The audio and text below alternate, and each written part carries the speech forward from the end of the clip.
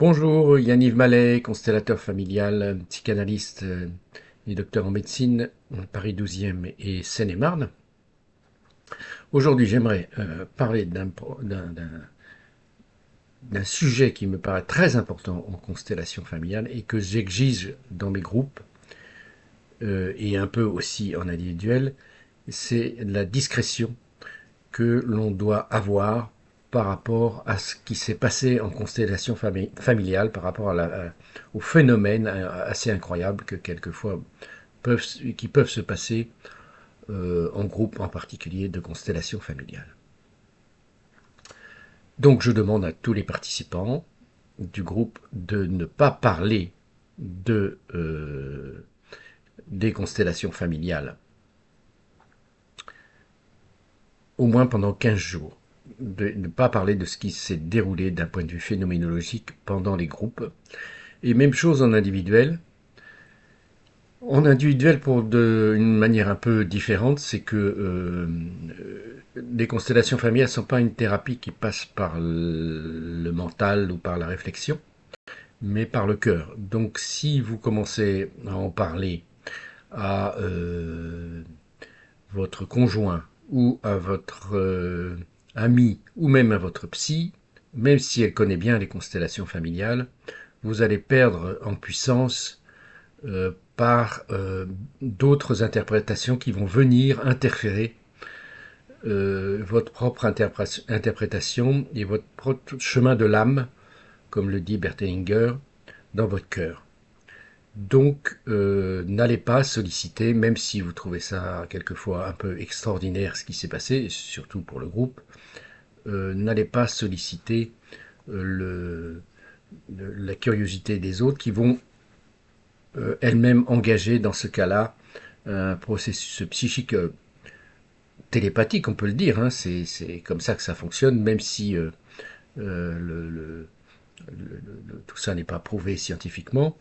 Euh, on sait bien que l'intention joue une, une importance fondamentale et que donc même si la personne a de bonnes intentions à votre égard, elle vous donnera sa propre interprétation et vous serez coupé de votre âme et du chemin que vous avez engagé dans votre travail avec les constellations familiales. Donc pendant 15 jours, je demande aux gens de ne pas parler de ce qui s'est passé, sauf exception, on va voir les exceptions tout à l'heure. En groupe, c'est particulièrement vrai, et c'est une des raisons d'ailleurs pour lesquelles je n'ai jamais fait de groupe en week-end ni en stage d'été ou des choses comme ça, en dehors de la fatigue que ça engage à la fois chez le constellateur et chez les participants, puisque tous les gens qui ont participé avec moi, ne serait-ce qu'à une journée, vous diront combien c'est fatigant et combien c'est épuisant de consteller en groupe avec moi. Et pourtant, justement, on ne parle pas, on ne s'exprime pas sur ce qui vient de se passer, et on laisse faire le travail de l'âme, ou plutôt même le travail de l'esprit, avec un grand E, sur les représentants, sur les clients, et sur les participants, qu'ils aient passé leur demande ou non. Donc je leur demande de ne pas parler de ce qui s'est passé pendant au moins 15 jours, sauf exception quelquefois, et pour deux raisons dans les groupes, essentiellement parce qu'il y a comme dans tout groupe de thérapie, même si ce n'est pas une psychothérapie, les constellations familiales, il y a une forme de confidentialité tacite qui doit être classique et tacite qui doit être respectée dans les groupes par rapport aux secrets qui se dévoilent. Et puis la deuxième chose, c'est qu'en effet, les constellations familiales, c'est un peu une forme d'athanor, de forme de chaudron magique qui se déroule devant nos yeux, où ce qui s'y passe est mystérieux, et tout le travail se fait au niveau de l'âme. Et donc si vous commencez à sortir les énergies, si on peut le dire comme ça, à l'extérieur, vous risquez de perdre tout le bénéfice des constellations. Surtout quand vous parlez de la vôtre. Hein. Bon, celle des autres encore, bon, un peu moins, mais même celle des autres, il vaut mieux éviter d'en parler. Si vous voulez en effet annuler les effets d'une constellation, parlez-en autour de vous tout de suite, rapidement, après la constellation. Ça, c'est assez magique aussi, ça. Si vous voulez annuler le travail thérapeutique, faites-le.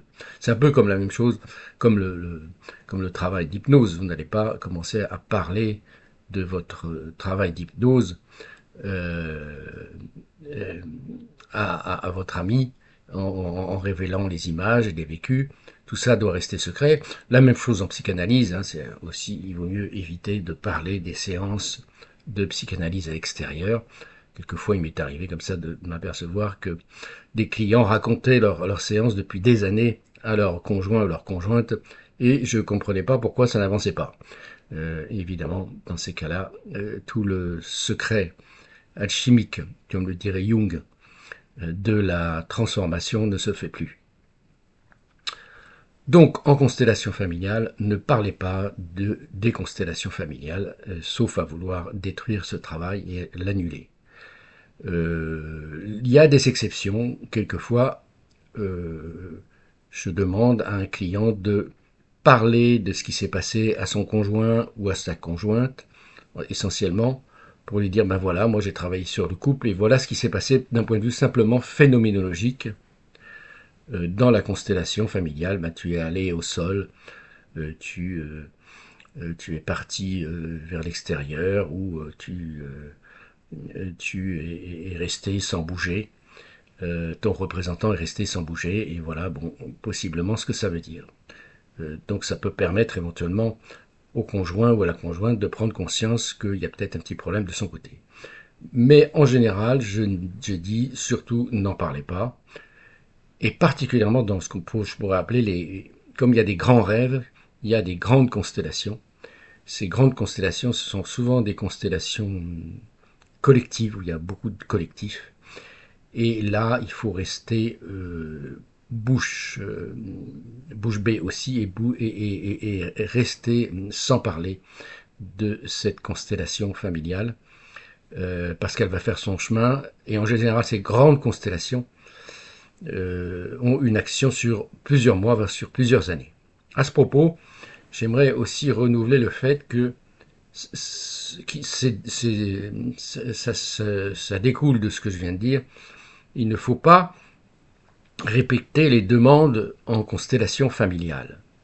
C'est-à-dire qu'il ne faut pas vous précipiter dans tous les groupes pour aller passer votre demande ou une autre, parce que c'est un peu comme si les morts ou les ancêtres se fatiguaient de votre curiosité et de votre appétence à vouloir absolument trouver une solution, et après ils ne viennent plus et ça n'a plus de sens. Euh, et donc, ce que je conseille aux gens, moi, c'est plutôt d'être représentant pour quelqu'un d'autre. On apprend beaucoup plus, quelquefois, en étant représentant dans une autre constellation. En tout cas, moi, personnellement, j'ai appris beaucoup de choses sur la guerre 14-18 en représentant des gens qui avaient fait la guerre 14-18, parce que de mon côté, des deux côtés, paternel ou maternel, la famille est très touchée par la guerre 14-18. Donc, voilà. Qu'est-ce que je pourrais rajouter d'autre tout à l'heure, il m'est venu une idée. Euh, euh, donc, ne répétez pas les demandes à gauche, à droite, et ne parlez pas de ce qui s'est passé en constellation familiale. Bert Hellinger avait tendance à considérer que ce qui se manifestait en constellation familiale était de l'ordre du mystère avec un grand thème, et je crois qu'il a raison. C'est pour ça qu'il ne faut pas trop aller creuser et trop chercher des explications scientifiques, comme beaucoup essayent de le faire.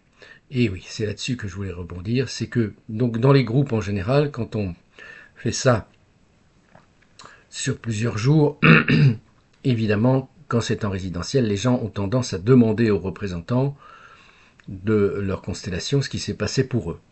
Or, ça aussi, c'est une énorme faute auquel je mets, je fais très attention à ça. Je dis aux gens de ne pas parler et aux représentants de ne pas parler de ce qui s'est passé pour eux au client qui a posé sa constellation. La constellation en elle-même est suffisante est un rituel suffisant, je pourrais dire, pour accéder à la guérison.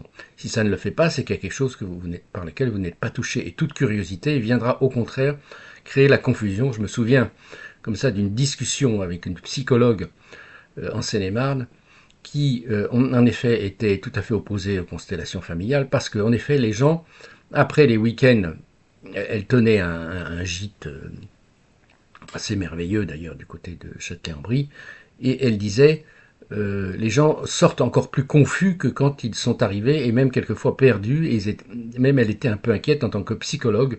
Elle trouvait que ça ressemblait quelquefois à une forme de confusion qui pouvait évoquer des troubles psychiatriques. Donc, je la comprends parce que, en effet, si pendant le stage les gens se mettent à parler les uns des autres des représentations qu'ils ont fait, forcément, ça vient perturber, là encore, la représentation et le rituel qui vient de se passer, le rituel magique, dont on peut parler d'un peu une forme de magie, parce qu'on ne sait pas trop pourquoi ça se passe comme ça, qui vient de se passer là, et ça vient un peu, il y a plusieurs champs qui viennent intervenir, et donc on peut comprendre que les gens sont un peu perdus, et en particulier les gens qui sont un peu fragiles. Donc voilà ce que je voulais dire par rapport à cette histoire de garder le silence euh, pour, euh, pour les constellations familiales, au risque de faire perdre tout bénéfice, voire même d'aggraver les choses. Hein. Une dernière chose aussi, c'est que ah oui, une dernière, ça peut arriver que je demande aux gens de parler de ce qui s'est passé quand quelquefois il y a des rôles qui sont trop impactants et qui peuvent, donc quelquefois vous avez un peu de mal à sortir. Alors moi, je fais un petit rituel pour permettre aux gens de sortir de leur rôle, de dérouler, comme on dit, c'est pas un bon terme, mais de dérouler. Mais en dehors de ça, quelquefois, euh, les gens restent très pris par le rôle qu'ils ont joué. Alors, c'est pas du tout des choses qui inquiétaient Bert Hellinger. Hein. Il estimait que si vraiment vous n'arriviez pas à sortir d'un rôle, c'est parce que vous aviez dans votre propre système familial une configuration à peu près identique. Et il a complètement raison d'ailleurs. Mais dans ce cas-là, je pense que si vraiment on a du mal à sortir du rôle, ça peut être important d'en parler, soit au constellateur, soit au psy qui vous suit, de manière à essayer d'apaiser un peu les choses. Hein. C'est une manière de, de sortir d'une forme de possession par le rôle et de mettre en mots. Et on sait bien que c'est une des raisons pour lesquelles je suis aussi psychanalyste, c'est le fait de mettre en mots diminue les émotions, diminue le pouvoir des images et diminue le pouvoir des traumatismes. Dès qu'on commence à pouvoir mettre en mots les choses, les traumatismes disparaissent et s'évanouissent un peu comme un château de cartes ou un château de papier qui s'effondrerait et qui tomberait en cendres. Voilà ce que je voulais vous dire sur le secret à garder dans les constellations familiales et la confidentialité et la discrétion qu'il faut garder par rapport à tout ce qui s'est fait. Au bout de 15 jours, vous pouvez en parler. C'est pas, de toute manière, vous serez déjà moins fasciné par vos propres émotions à ce moment-là. Et ce sera terminé, vous pourrez en parler. Voilà, bonne fin de journée.